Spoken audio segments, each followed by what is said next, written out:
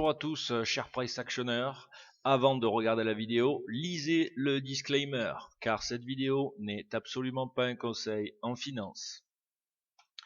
Alors, notre CAC 40 aujourd'hui, qu'est-ce qui lui arrive? Eh bien écoutez, on bute, ce qui est à peu près normal, hein, sur les derniers plus hauts. On cale, je dirais, on est vraiment sur le haut de la spike.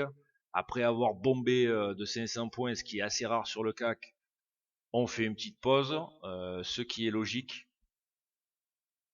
En une heure, la situation est confirmée avec un beau range et un canal incliné à la baisse. Donc faites votre choix. Faites votre choix entre les deux sont valables. En 5 minutes, que s'est-il passé? Eh bien, nous avons ouvert ce matin, donc ici, sur une belle bear spike d'opening. Ensuite, nous avons eu un beau L1, un reversal, mais qui était peut-être dangereux car nous sommes sur le bas du range. Par contre, après, les prix sont entrés sur une belle wedge bull flag. Je vous rappelle que ce setup-là est un setup préférentiel. C'est du pur price action.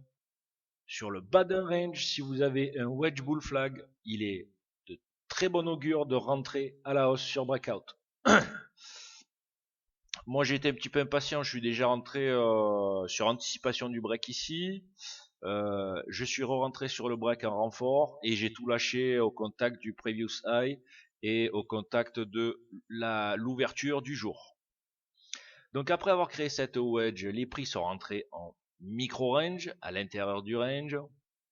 Ce micro-range a été cassé mais corrigé sévèrement.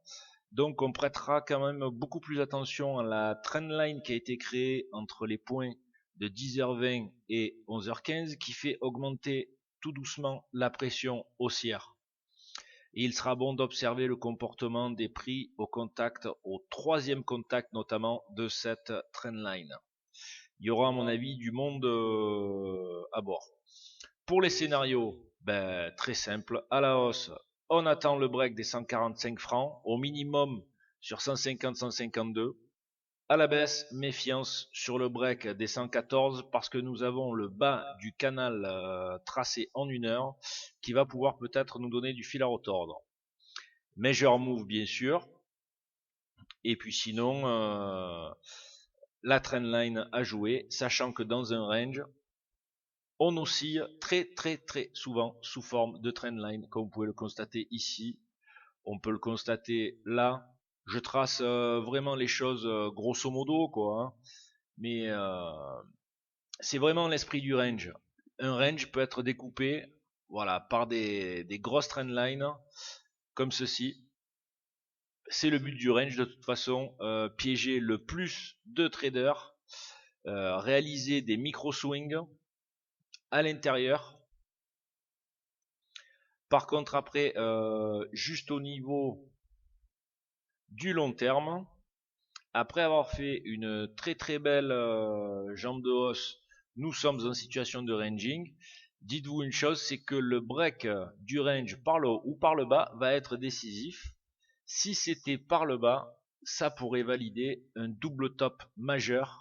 Donc là encore, leçon de price action, une tendance se finit toujours par le break d'une trendline, le break d'un range après avoir fait un double top.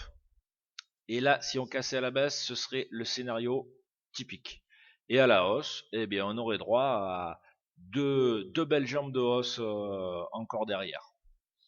Mais bon, ce serait vraiment un mouvement assez erratique, je dirais, surtout après la spike de 500 points que nous venons d'avoir.